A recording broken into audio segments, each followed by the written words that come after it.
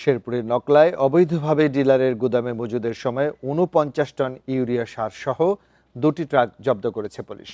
রোববার রাতে বিষয়টি নিশ্চিত করেন উপজেলা প্রশাসন ও কৃষি বিভাগ।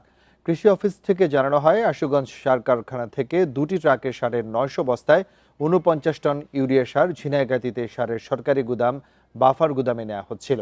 কিন্তু বাফার গুদামে সার না নিয়ে কতিপয় অসাধু কর্মকর্তার যোগসাজশে নকলার সার ডিলার কৃষ্ণকান্তি রায় ও শহীদুল ইসলামের গুদামে মজুদ করেছিল। বিষয়টি স্থানীয় বাসিন্দা ও গণমাধ্যম কর্মীদের নজরে আসলে তারা সারসহ গাড়িটি আটক করে উপজেলা প্রশাসনকে জানায়। পরে উপজেলা কৃষি কর্মকর্তা ট্রাকসহ সার আটক করে থানায় নিয়ে যায়।